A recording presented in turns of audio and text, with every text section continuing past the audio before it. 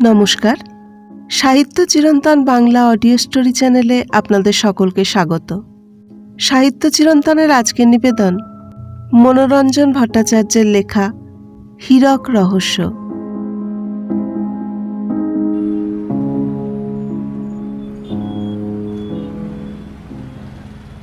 বেলা তখন আন্দাজে 1টা।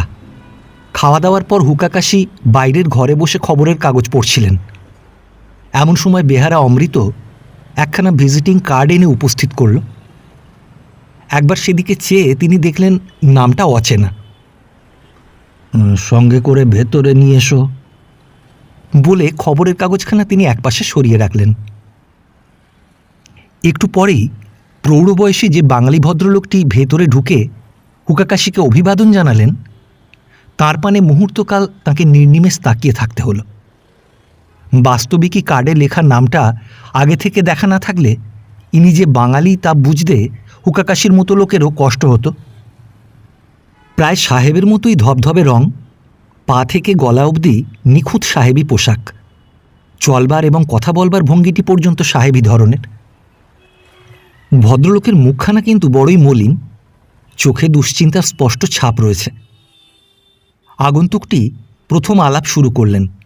বললেন, আমাকে আপনি চিনতে পারবেন না, কিন্তু আমাদের ফার্মটার নাম সম্ভবত আপনি শুনেছেন। কোন ফার্ম? হুকাকাশি প্রশ্ন করলেন। ওই Sen and Sarkar limited jewellers. হ্যাঁ, এ নাম হুকাকাশি শুনেছেন বটে। সাধারণত জুয়েলার্স বা মণিকার বলতে যা বোঝায়, এরা তা থেকে একটু স্বতন্ত্র রকমের। অবশ্য হীরা জহরত এঁরাও বেচেন বটে, কিন্তু কারবারের প্রধান কাজ হীরা পালিশ এবং কাটাই করা। কিছুদিন হলো এঁরা দমদমে ছোটোখাটো একটা কারখানা খুলেছেন, সে খবরও হুকাকাশি রাখেন। ঠিক বিলাতি কায়দায় না হলেও কারখানাই বটে। আগন্তুক, তার নাম মিস্টার সেন, আবার বললেন, আমি এই কারবারের সিনিয়র পার্টনার। হল্যান্ডের আমস্টারডামে 20 বছর হাতে কলমে কাজ শিখে এসে এখানে ব্যবসার পত্তন করেছি। কাজকর্ম চলছিল ভালোই, কিন্তু মিস্টার হুকাকাশি, হঠাৎ আমার এক বিপদ উপস্থিত হয়েছে। হুকাকাশি একটু নড়ে চড়ে বললেন, সব কথা আমায় খুলে বলুন। বিঘাউনির রাজার নাম শুনেছেন বোধ করি। তিনি আমাদের একজন বাঁধা খদ্দের। দিন কতক আগে তাঁর কাছ থেকে একখানা হীরা আসে। সেখানাকে হাল ফ্যাশন অনুযায়ী কেটে পালিশ করে দিতে হবে। কালকে কারখানায় আমাতে আর আমার পার্টনার সরকারেতে এই নিয়ে কথাবার্তা হয়। হীরাখানা হাতে নিয়ে ঘুরিয়ে ঘুরিয়ে আমি বেশ করে দেখিয়ে দিই যে কিভাবে কাটলে ওখানার জৌলুস সবচাইতে বেশি খোলবার সম্ভাবনা। ঠিক হলো আমার উপদেশ মতো আমার সামনে আজ ওটা কাটা হবে। কাল আমার সময় ছিল না, কাজের তাড়ায় বের হতে হয়েছিল। দিনের শেষে কাল যখন কারখানা বন্ধ করা হয়, তখনও ওখানা ঠিক জায়গাতেই ছিল। তারপর হীরার কেস বন্ধ করে চাবি দেওয়া হলো। কিন্তু আজ কারখানায় এসে দেখতে পেলাম কেসে হীরাখানা নেই, তার খোলটা খালি পড়ে রয়েছে। অর্থাৎ রাত্রির বেলায় হীরাটি চুরি গেছে। অথচ কিভাবে যে হীরা চুরি যেতে পারে, আকাশ পাতাল ভেবেও আমরা তার কোনো কুলকিনারা পাচ্ছি না।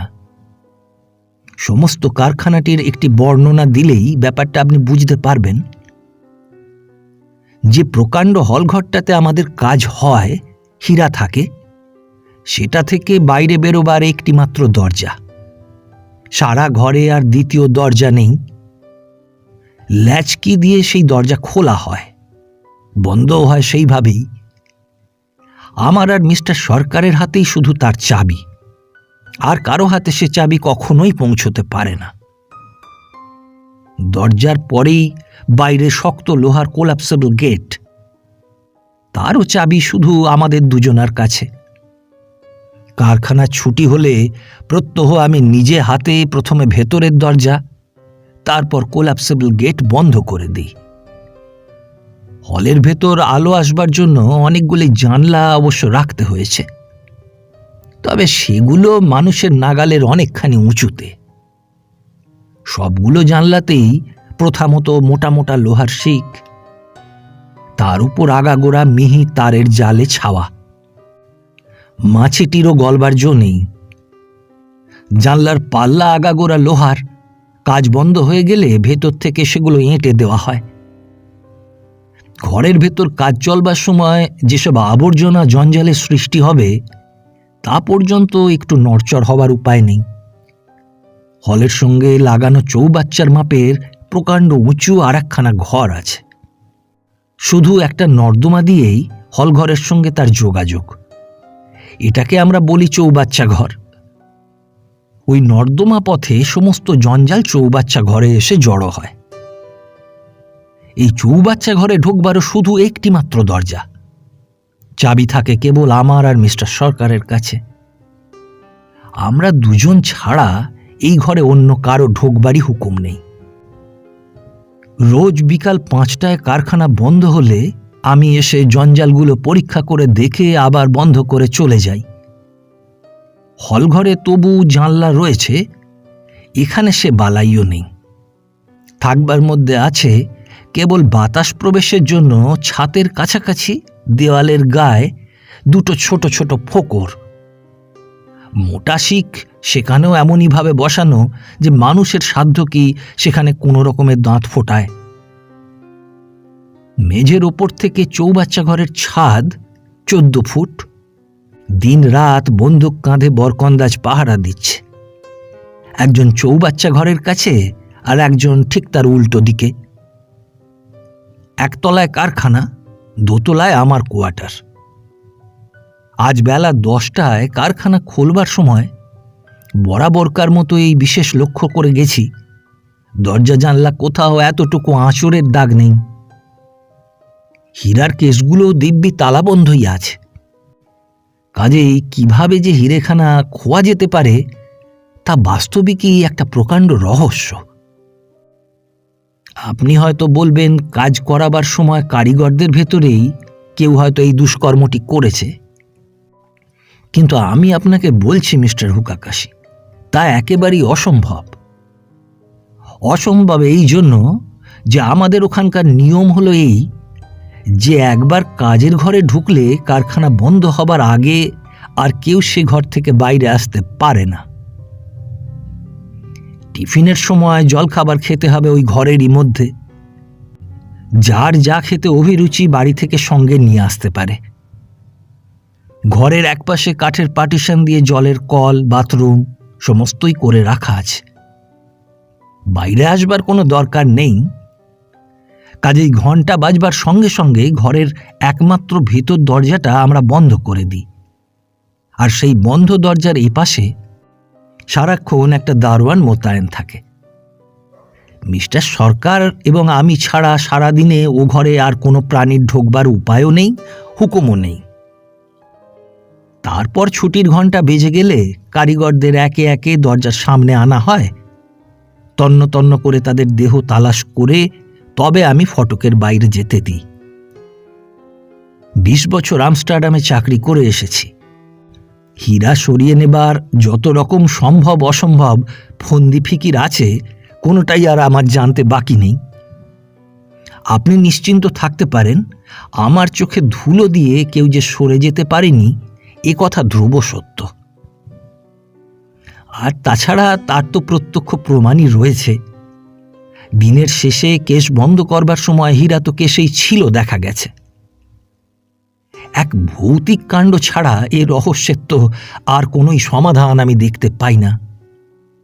অথচ সময় মতো রাজা বাহাদুরকে তার হীরা ফিরে দিতে না পারলে আমাদের দশা কি হবে একবার আপনি ভেবে দেখুন।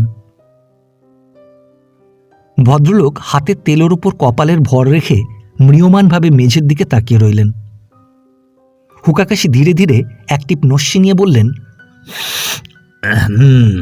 হীরা চুরির ব্যাপারটা আজকাল কলকাতায় একটু সংক্রামক হয়ে দেখা দিয়েছে দেখতে পাচ্ছি। শুধু আপনি নন, আরও 2-1 মনিকার এ বিষয়ে আমার পরামর্শ চেয়ে পাঠিয়েছেন।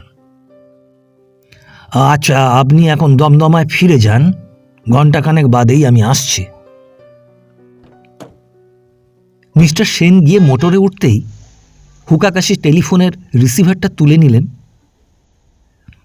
হ্যালো, কে রণজিৎ বাবু? ভারী ইন্টারেস্টিং আর একটা হীরা চুরির কেস। হ্যাঁ, এবারে দমদমার সেন অ্যান্ড সরকার কোম্পানি থেকে। হাতে সময় আছে? একবারটি যেতে পারবেন আমার সঙ্গে ওখানে? আধ ঘন্টার মধ্যেই আসছেন? আচ্ছা, আমি তাহলে তৈরি হয়ে থাকি। যথাসময়ে রণজিৎকে সঙ্গে নিয়ে হুকাকাশি দমদমায় সেন অ্যান্ড সরকারের কারখানায় এসে উপস্থিত হলেন। মিস্টার সেন ফটকের সামনেই অপেক্ষা করছিলেন। অল্প পরে মিস্টার সরকারও এসে জুটলেন। হুকাকাশি বললেন, সময় নষ্ট না করে প্রথমেই চলুন অকুস্থানে যাওয়া যাক, মানে যেখান থেকে হীরাখানা অদৃশ্য হয়ে গেছে সেইখানে। দরজা খোলা হলো। চারজনেই প্রকাণ্ড হলটার ভেতরে এসে ঢুকলেন। সেই সময়টা টিফিনের। কারিগরেরা কাজকর্ম ছেড়ে ঘরের মধ্যেই যে যার টিফিন খেতে বসে গেছে। কেউ টিফিন ক্যারিয়ারের বাটি থেকে রুটি তরকারি বের করছে, কেউ বা গুড় সহযোগে চিঁড়া চিবাচ্ছে।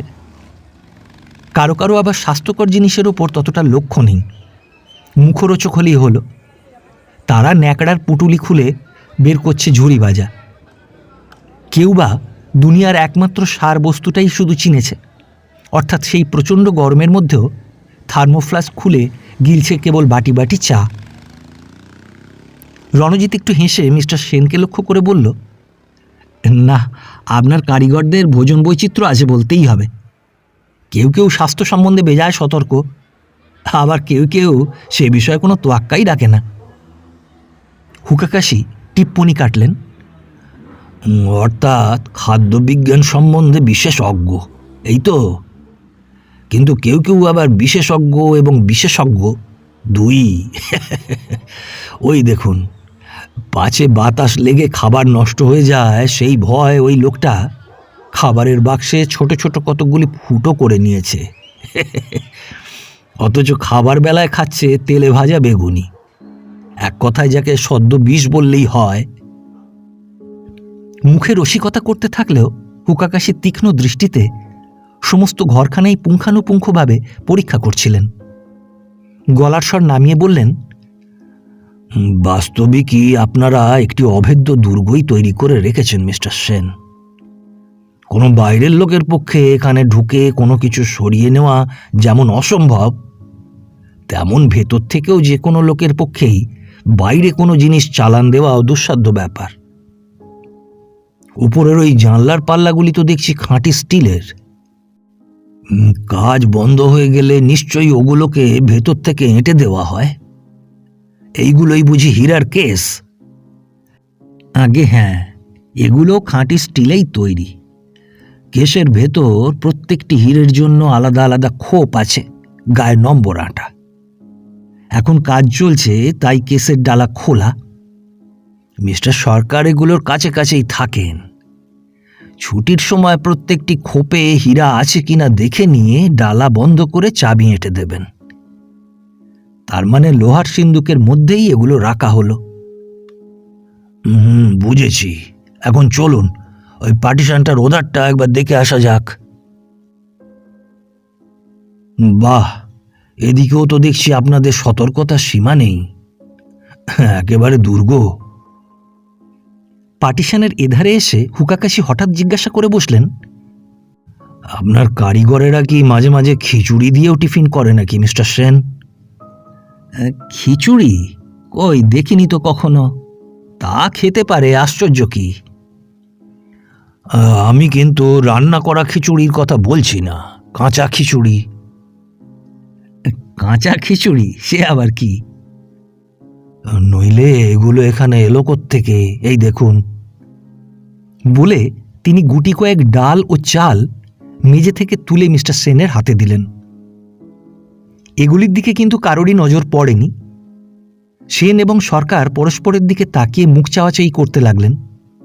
ব্যাপারটা তাঁদের কিছুই বোধগম্য হল না। কিন্তু হুকাকাশির আর তখন সেদিকে ভ্রুক্ষেপ নেই। একখানা ম্যাগনিফাইং গ্লাসের সাহায্যে ততক্ষণে তিনি ঘরের মেঝে পরীক্ষা করতে বসে গেছেন। পরীক্ষা করতে করতে হঠাৎ রণজিৎকে উদ্দেশ্য করে বললেন, দেখুন তো রণজিৎ বাবু, মেঝের ওপর ছড়ানো এগুলো কি? রণজিৎ খানিকটা দেখে নিয়ে বলল, এ তো দেখছি বালি। কিন্তু সাধারণ বালি নয় নিশ্চয়ই। না না, হাতে করে অত জোরে রগড়াবেন না। কিরকম খড়খড়ে দেখছেন তো, হাত ছড়ে যাবে যে। মিস্টার সেনেরও কৌতূহল হয়েছিল। হাতে করে জিনিসটা তুলে নিয়ে বললেন, আরে এ তো দেখছি কাঁচের গুঁড়ো। কারখানায় এ জিনিস আনলে কে? হুকাকাশি বললেন, আমার এদিকটা দেখা হয়ে গেছে, আর কোনো জায়গা যদি দেখাবার থাকে তো চলুন মিস্টার সেন। আর কোন জায়গা? এই সবই যখন দেখা হলো, তখন আপনাদের চৌবাচ্চা ঘরটাই বা বাদ যায় কেন? চলুন ওটাও দেখে আসি। হল থেকে বেরিয়ে এসে সকলে চৌবাচ্চা ঘরের দরজার সামনে এসে দাঁড়ালেন। মিস্টার সেন পকেট থেকে চাবি বের করে দরজাটি খুলে দিলেন। ভেতরে এত অল্প জায়গা যে 4 জন লোকের স্থান সংকুলান হওয়াই শক্ত, তার উপর আলোর অভাবও যথেষ্ট। মিস্টার সেন পকেট থেকে খুব দামি একটা টর্চ বের করে এধারে ওধারে টর্চের তীব্র আলো ফেলতে লাগলেন। এক কোণে ছোট্ট সাদা মতো কি একটু জিনিস দেখা গেল। আঙুলে করে সেটুকু তুলে এনে মিস্টার সেনকে হুকাকাশি জিজ্ঞাসা করলেন, দেখুন তো, এটা কি আপনাদের হীরা কাটার কোনো কাজে আসে? মিস্টার সেন দুহাতে জিনিসটা একটু নাড়াচাড়া করে বললেন, এ তো দেখছি তুলো, কিন্তু সাধারণ তুলো এ তো নয়। এ যে প্রায় রেশমের শামিল। এ আমাদের কারখানায় ঢুকলো কোত্থেকে? ঠিক বলেছেন, কাঁচের গুঁড়োও যেমন অসাধারণ, তুলোও ঠিক তাই। বাজারে এ ধরনের তুলো আপনি কিনতে পাবেন না।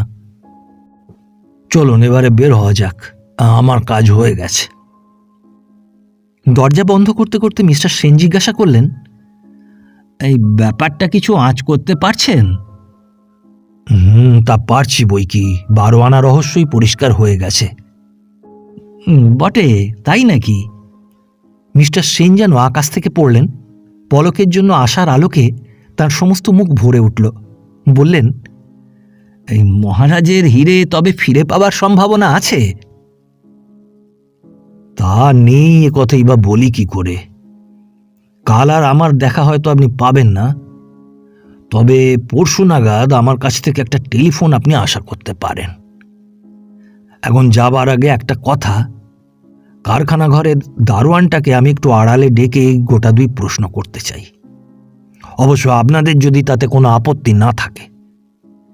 সে কি কথা, আপনি যা ভালো বুঝবেন করবেন, আমাদের আবার কি আপত্তি? বেশ, তবে চলুন, এবার তার কাছে আমায় নিয়ে চলুন। হুকাকাশি ঠিকই বলেছিলেন। বাস্তবিকই পরদিন সারা বেলা তাঁর আর কোনোই পাত্তা পাওয়া গেল না। তারপর সন্ধ্যাবেলা হঠাৎ তিনি ঝড়ের মতো রণজিতের বাড়িতে এসে উপস্থিত। বললেন, এই চট করে জামাটা গায়ে চড়িয়ে নিন তো রণজিৎ বাবু, একবার বঙ্গ বিশ্লেষণ আপিসে যেতে হবে। কেন, সেখানে কি দরকার? ডাট অ্যান্ড ডাট জুয়েলার্স একটা বিজ্ঞাপনের কপি আমার হাতে দিয়েছে। কালকের বঙ্গ বিশ্লেষণ পত্রিকায় সেটা বের হওয়া চাই। আমার কথা, এত দেরিতে ওরা যদি বিজ্ঞাপনের কপি নিতে আপত্তি করে, তাই আপনাকে সঙ্গে নেওয়া। খবরের কাগজ মহলে আপনার খুব খাতির, আপনার অনুরোধ ওরা কেউ ঠেলতে পারবে না। খবরের কাগজের আপিস থেকে বেরিয়ে হুকাকাশি আবার ডুব মারলেন। পরদিন বিকাল পর্যন্ত আর তাঁর কোনো খবরাখবর নেই। রণজিৎ অদম্য কৌতূহল চেপে রাখতে না পেরে অনবরত ঘর বার করছিল। এমন সময় ক্রিং ক্রিং করে টেলিফোনের ঘণ্টা বেজে উঠল। তাড়াতাড়ি উঠে গিয়ে সে রিসিভারটা কানে লাগালো।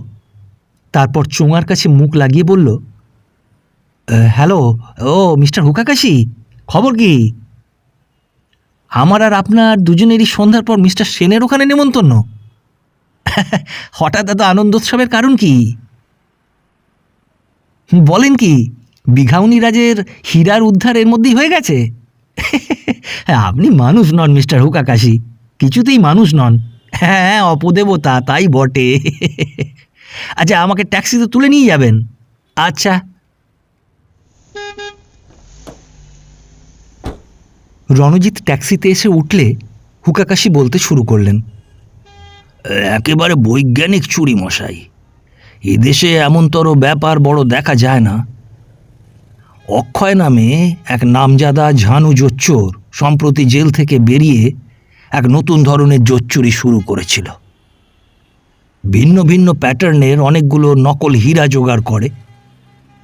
সেসব কোথায় পাওয়া যায় আপনি না জানলেও জোচ্চোরেরা তার খবর রাখে।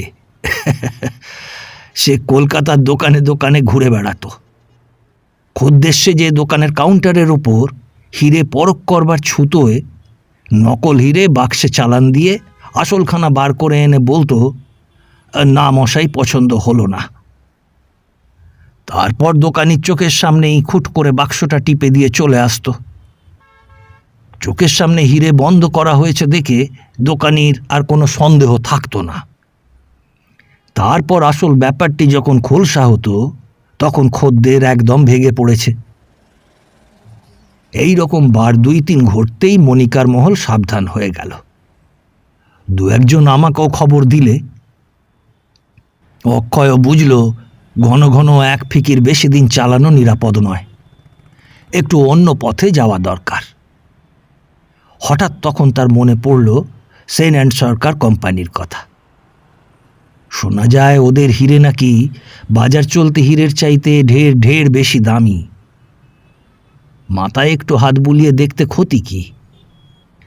টাকা কবলে বনমালী নামে সেন অ্যান্ড সরকার কোম্পানির এক কারিগরকে অক্ষয় হাত করে ফেললে। এবার প্ল্যান হলো সম্পূর্ণ নতুন ধরনের। ঝানু জোচ্চোর কিনা অনেক রকম জোচ্চুরেরই সাজ সরঞ্জাম ওর কাছে আছে। এই সরঞ্জামের মধ্যে আছে গুটি কয়েক শেখানো পায়রা। আপনি নিশ্চয়ই জানেন, শিক্ষিত পায়রাকে কোনো জায়গা থেকে ছেড়ে দিলে সে উড়ে গিয়ে ঠিক তার মালিকের বাড়িতেই হাজির হবে। আগেকার দিনে সেনাপতিরা এদের পায়ে চিঠি বেঁধে যুদ্ধক্ষেত্র থেকে রাজধানীতে পর্যন্ত খবর পাঠাতেন। এইরকম একটি শেখানো পায়রা বনমালীকে দেওয়া হলো। সেন অ্যান্ড সরকারের কারখানা ঘরে কর্মচারীদের ঢোকবার বেলায় কোনো রকম দেহ তালাশ করা হয় না, কেননা তা অনাবশ্যক। ওটা করা হয় শুধু বের হবার সময়তেই। বনমালী তার টিফিনের বাক্সে হাওয়া চলাচলের উপযোগী গুটি কয়েক ছেঁদা করে পায়রাটিকে তারই ভেতরে পুরে ফেললে। তারপর টিফিন বলে চালিয়ে বাক্সটাকে নিয়ে এলো কারখানার ঘরের ভেতর। বেলকিওয়ালার পায়রার মতো অক্ষয়ের পায়রাও ডাকে না, চুপচাপ পড়ে থাকে। বনমালী আগেই খবর পেয়েছে পাকা জহুরি মিস্টার সেনের উপস্থিতি ছাড়া বিঘাউনি রাজের হীরা কাটা হবে না। আর সেদিনই টিফিনের সময় মিস্টার সেনকে কাজের তাগাদায় বেরুতে হবে। ফিরবেন তিনি কারখানা বন্ধ হবার সময় দেহ তালাশি করতে। কাজেই টিফিনের পরেই সেই সুযোগ বুঝে অক্ষয়ের দেওয়া একখানা জুৎসই নকল হীরা কেসে রেখে আসল হীরাখানা তুলে নিল। যেমন গয়নাগাটির দোকানে সচরাচর হয়ে থাকে, কাজের খাতিরে সকলকেই সর্বদা কেসের কাছে যেতে হচ্ছে, সন্দেহের কোনোই কারণ নেই। পার্টিশনের এধারে বাথরুমে এসে অন্যের অলক্ষ্যে পায়রার পায়ে বিঘাউনি রাজের হীরা বেঁধে দিতে তার কোনোই কষ্ট হয়নি। তারপর বাক্সে ফের পায়রা পুরে সে আবার চলে এলো হল ঘরে, যেখানে জঞ্জাল ফেলবার নর্দমা ঠিক তারই মুখে। এই নর্দমাটিরও সর্বদাই ব্যবহার হচ্ছে, কাজেই হুঁশিয়ারির সঙ্গে চারিদিক দেখে নিয়ে কৌশলে সে যখন পায়রাটিকে এই নর্দমার ভেতর ঢুকিয়ে দিলে তখনও কারো কোনো সন্দেহ হবার কারণ ঘটেনি। পায়রা এসে পড়ল চৌবাচ্চা ঘরে।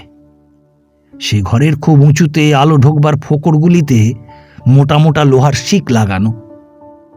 চোর আটকাবার পক্ষে তা পর্যাপ্ত বটে, কিন্তু পায়রার পক্ষে সে পথে গলে যাওয়া কিছুই কষ্টকর নয়। শিক্ষিত পায়রা সেই পথেই উড়ে এসে অক্ষয়ের হাতে বিঘাউনি রাজের হীরা পৌঁছে দিল। এদিকে এক মুহূর্ত হীরার খোপ খালি পড়ে থাকেনি বলেই ওদিকে কারোর নজর যায়নি। আর বনমালীও এতটা সাহস পেয়েছিল। ছুটির সময় প্রত্যেকটি খোপই ভর্তি আছে দেখে মিস্টার সরকারও কিছু খুঁটিয়ে দেখা আবশ্যক মনে করেননি। কেস বন্ধ করে ফেলেছেন। সকলেরই ধারণা বিঘাউনিরাজের হীরা সারা রাত কেসেই ছিল। পরদিন বনমালী এসে প্রথমেই সেই নকল হীরা, মানে ওই কাঁচের টুকরোটা কেস থেকে তুলে এনে পেশাই কলে ফেলে এক মুহূর্তে বালির মতো মিহি করে ফেললে। তারপর সেই কাঁচের গুঁড়ো পার্টিশনের ওধারে ফেলে দিল, যাতে জলের সঙ্গে অদৃশ্য হয়ে যায়। ভয় ভয় তাড়াতাড়িতে কাজ সারতে যাওয়ায় অল্প একটু গুঁড়ো কিন্তু মেঝেতে ছড়িয়ে পড়েছিল। নকল হীরাটাকে এভাবে নষ্ট করার অর্থ এই যে মিস্টার সেনের মনে দৃঢ় ধারণা জন্মাবে রাত্রিরেই বাইরের কোনো চোর এসে বিঘাউনিরাজের হীরাখানা আত্মসাৎ করেছে। ভেতরের কোনো কারিগরের এর সঙ্গে যোগাযোগ নেই। অর্থাৎ একদম উল্টো দিকে অনুসন্ধানের মুখটা ঘুরিয়ে দেওয়া। রণজিৎ অবাক হয়ে সমস্ত ঘটনা শুনছিল। হুকাকাশির বর্ণনা শেষ হয়ে যাওয়ার পরও সে কিছুক্ষণ চুপ করে রইল। তারপর বলল, হ্যাঁ, বাস্তবিক এই যে আপনি কি করে বার করলেন ভেবে ভেবে কিছুই কুলকিনারা পাচ্ছি না। হুকাকাশি হেসে বললেন, আচ্ছা শুনুন, তবে কুলকিনারা পাইয়ে দিচ্ছি। সেন অ্যান্ড সরকার কোম্পানির কারখানায় এসে গোড়াতেই একটা জিনিস একদম পরিষ্কার হয়ে গেল। রাত্রি যোগে বাইরের কোনো চোর ভেতরে এসে যে হীরা চুরি করেনি সেটা সুনিশ্চিত। এমন একটা সুরক্ষিত দুর্গে তাদের আশাই যে শুধু দুরূহ ব্যাপার তাই নয়, দরজা অথবা জানলা কোথাও তাদের আসবার বিন্দুমাত্র চিহ্ন নেই। এমনকি হীরার কেসটি পর্যন্ত বন্ধ অবস্থাতেই দেখা গেছে। কাজেই প্রথম থেকেই সেই সম্ভাবনাটা একদম বাতিল করে বিচারের বিষয়টি সীমাবদ্ধ করে আনলাম। বাইরে থেকে কেউ যখন আসেনি তখন নিশ্চয়ই ভেতর থেকে হীরে চালান দেওয়া হয়েছে। কারখানা ঘরটাকে খুঁটিয়ে পরীক্ষা করলে এও বেশ বোঝা যায় যে হীরা তো দূরের কথা, একটা মাছি গলানো যেতে পারে এমন ফাঁকো কোথাও নেই। বাদ শুধু ওই নর্দমাটা। শুধু ওই নর্দমাটার পথেই হীরা আসতে পারে হলঘর থেকে চৌবাচ্চা ঘরে। কাজেই নর্দমাটাই হবে আমার অনুসন্ধানের প্রধান লক্ষ্য। বিচারের বিষয় আরও সীমাবদ্ধ হয়ে এলো। তারপর বিবেচ্য, চৌবাচ্চা ঘরে মিস্টার সেন ভিন্ন আর কারো ঢোকবার উপায় নেই।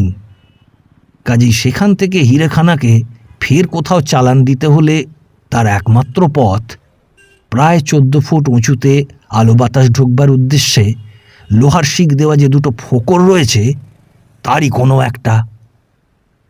এই অবস্থায় এক ঘর থেকে অন্য ঘরে হীরা চালান দেওয়া কোনো লোকের পক্ষে শুধু নিজের চেষ্টায় অসম্ভব। হয় তাকে কোনো যন্ত্রের সাহায্য নিতে হবে, নতুবা কোনো জীবের। এতখানি বোধসম্পন্ন যন্ত্র থাকতে পারে বলে আমি নিজে বিশ্বাস করি না। কোনো সুস্থ মস্তিষ্কের লোকই বিশ্বাস করেন বলে মনে হয় না। কাজেই সাহায্য নেওয়া হয়েছে নিশ্চয়ই কোনো জীবের।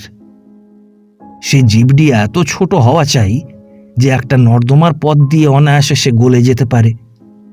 একটা টিফিন বইবার বাক্সে করে অনায়াসে তাকে কারখানা ঘরে আনা চলে, কেননা ওভাবে আনা ছাড়া আর অন্য কোনো উপায়ই তাকে কারখানা ঘরে আনা সম্ভব নয়।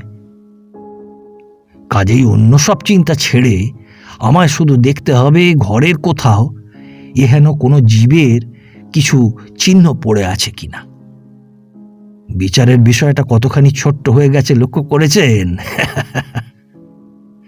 তা ঘরে ঢুকেই একজন কারিগরের বৈজ্ঞানিক বুদ্ধি সম্বন্ধে আমি একটু কটাক্ষ করেছিলাম, মনে আছে? খাবার নষ্ট হবার ভয় খাবারের বাক্সে ছোট ছোট ছ্যাঁদা করে নিয়েছিল বলে। খাবার টাটকা রাখবার উদ্দেশ্যে এ কাজ সে করেছে এ কথা কিন্তু তখনও বিশ্বাস হয়নি। ঘোরতর সন্দেহ হয়েছিল যে জীবটিকে বাক্সে পড়বার পর তার নিঃশ্বাস প্রশ্বাসের হাওয়া সরবরাহের জন্যই এই ব্যবস্থা। পার্টিশনের এপাশে এসে মেঝের উপর চাল আর ডাল দেখতে পেয়ে আপনারা সবাই অবাক হয়ে গিয়েছিলেন, আমি কিন্তু হইনি। এগুলো সেই জীবটিরই খাবার। এপাশে এনে তাকে খোলবার সময় বাক্স থেকে ছিটকে বেরিয়ে এসেছে। তা আমি তখনই বুঝেছিলাম। কি ধরনের জীব খাবার দেখে তাও কিছুটা আন্দাজ হলো, যদিও আমার মনে মনে ওই রকমই ধারণা ছিল। তারপর ওই চৌবাচ্চা ঘরে তুলো জাতীয় জিনিসটা দেখে মিস্টার সেনের মনেও সন্দেহ হয়েছিল যে সাধারণ তুলো ওটা নয়। আমি কিন্তু তখনই বুঝতে পেরেছি সাধারণ অসাধারণ কোনো তুলোই ওটা নয়, সম্পূর্ণ আলাদা জিনিস, একটা সাদা পায়রার পালক। নর্দমার পথে ঘষাঘষিতে পায়রার রোঁয়া ওপর ওপর উঠে এলে সেটা ঠিক রেশমি তুলোর মতোই মনে হওয়ার কথা। সমস্ত ব্যাপারটার তখন প্রত্যক্ষ প্রমাণ পাওয়া গেল। পায়রার পায়ে বেঁধে কারখানারই একজন কারিগর হীরা চালান দিয়েছে, এবং সেই কারিগরটি কে তা আঁচ করতেও কষ্ট হলো না। ছাঁদাওয়ালা খাবারের বাক্সের মালিক যিনি, তিনি, অর্থাৎ খাঁকি হাফ প্যান্ট পরা লোকটা। ওই পার্টিশনের ওধারে মেজের ওপর আরও একটি রহস্যময় জিনিস পাওয়া গেল। মিস্টার সেন ঠিকই বুঝেছিলেন ওগুলো সত্যিই কাঁচের মিহি গুঁড়ো। হীরার সঙ্গে তার কোনো সম্পর্ক নেই। থাকলে মিস্টার সেনের মতো পাকা জহুরি কখনো ভুল করতেন না। কাঁচের গুঁড়ো তার কারখানায় কি করে এলো ভেবে মিস্টার সেন আশ্চর্য হচ্ছিলেন, কিন্তু একটু তলিয়ে দেখলে এতে আশ্চর্য হবার কিছুই নেই। ব্যাপারটা তো এই, কোনো কারণে হীরাচোরের একখণ্ড কাঁচ কারখানার ভেতরে আনার দরকার হয়েছিল। তারপর দরকার চুকে গেলে সেটাকে আর কোনো মতে লুকোবার উপায় নেই দেখে গুঁড়িয়ে উড়িয়ে দেবার ব্যবস্থা হয়েছে। এখন প্রশ্ন হচ্ছে, কি জন্য কাঁচের টুকরোটাকে কারখানায় আনার প্রয়োজন হতে পারে? একটু বিবেচনা করে দেখলেই বুঝতে পারবেন। বিঘাউনি রাজের নম্বর আঁটা হীরার খোপটা খালি রেখে পায়রার পায়ে সেটি বাঁধবার চেষ্টা করা বিশেষ দুঃসাহসের কাজ। কেননা তাতে তো কিছুটা সময় লাগবে, ধরা পড়লে আর রক্ষা নেই। কাজেই কারিগর স্বভাবতই চেষ্টা করবে এক টুকরো নকল হিরে সেই খোপে রেখে সবার চোখে ধুলো দিতে। পরদিন একটু সকাল সকাল এসে সেই কাঁচখানা উড়িয়ে দিলেই হলো। কারিগরের সম্বন্ধে কর্তাদের কোনো সন্দেহ হবে না, পুলিশ তাদের পেছনে লাগবে না। সুযোগ বুঝে কাঁচখানাকে পেশাই কলে চূর্ণ করতে আধ মিনিটও সময় লাগে না। এ অতি সহজেই সমাধা হতে পারে। আমি গোপনে দরওয়ানের কাছে খোঁজ নিয়ে জেনেছি, পরশুদিন সব্বার আগে কারখানার গেটে এসে পৌঁছেছিল ওই খাঁকি প্যান্ট পরা লোকটি। বড় বেশি গরজ কিনা তাই দেরি হয়নি। ওর নাম যে বনমালী তাও দারোয়ানের কাছেই শুনেছি। তা এর পরের ঘটনা আর বেশি করে বলবার দরকার নেই, সংক্ষেপে বললেই চলবে। আপনাদের বিদায় দিয়ে আমি কারখানার কাছে কোনো একটা জায়গায় অপেক্ষা করতে লাগলাম। তারপর ছুটির পর বনমালী বের হতেই গোপনে তার পিছু নেওয়া গেল। সে এসে উপস্থিত হলো বাগবাজারের একটা বাড়ির দরজায়। বার কত কড়া নাড়তেই যে লোকটা এসে দরজা খুলে দিল, তাকে দেখে আমায় দস্তুর মতো চমকে যেতে হলো। বছর কয়েক আগে এক জোচ্চুরির ব্যাপারে ধরতে গেলে আমি ওকে জেলে পুড়েছিলাম। লোকটার নাম অক্ষয়, জোচ্চুরের ধাড়ি। ভাবলাম জেল থেকে বেরিয়েও আবার হীরার ব্যবসা ধরেছে নাকি। হালে কলকাতার মণিকার মহলে আসল হীরের জায়গায় মাঝে মাঝে যে নকল হীরে চালান হচ্ছে, সেগুলির মূলে এই মহাত্মাটি নেই তো। একটু খোঁজ নিতে হচ্ছে তো। ফলে পরদিন অনেকটা সময় আমায় বাগবাজারেই কাটাতে হলো। বিশেষ লক্ষ্য করে দেখেছিলাম অক্ষয়চন্দ্র আমাদের বঙ্গ বিশ্লেষণ কাগজের একজন নিয়মিত পাঠক। আমার মক্কেল মেসার্স ডাট অ্যান্ড ডাট জুয়েলার্সের সঙ্গে পরামর্শ করে সেদিন তাদেরই নামে বঙ্গ বিশ্লেষণ কাগজে একটা বিজ্ঞাপন বার করে দেওয়া গেল। কয়েকখানা হীরা তাদের ওখানে অল্প দামে বিক্রি হবে, শোকেসে আছে, যে কোনো লোক এসে দেখে যেতে পারে। বেশ জানতাম ভয়ের চাইতে লোভটাই অক্ষয়চন্দ্রের বেশি। বঙ্গ বিশ্লেষণ বিজ্ঞাপন পড়বার পর সে কিছুতেই স্থির থাকতে পারে না। একটা না একটা জোচ্চুরির মতলব মাথায় নিয়ে ঠিক এসে হাজির হবেই। আর হলোও ঠিক তাই। যেমনি সে দোকানে এসে ঢোকা, আমিও অমনি ক্যাঁক করে ওকে ধরে সঙ্গে সঙ্গে ওর পকেটে হাত ঢুকিয়ে দিলাম। বেরিয়ে এলো খান 15 নানান সাইজের নানান প্যাটার্নের নকল হিরে। এরপর আর বেশি কিছু বলবার নেই, শুধু এটুকু ছাড়া যে আমার টেলিফোন পেয়ে অক্ষয়চন্দ্রেরই বিছানার তোষক কেটে মিস্টার সেন পুলিশের সাহায্যে বিঘাউনিরাজের হীরাখানা উদ্ধার করে এনেছেন। অক্ষয়চন্দ্র এবং বনমালী দুজনেই এখন হাজতে। এই যে আমরা দমদমায় মিস্টার সেনের বাড়ি এসে পড়েছি। পাজি রক্ষে রক্ষে।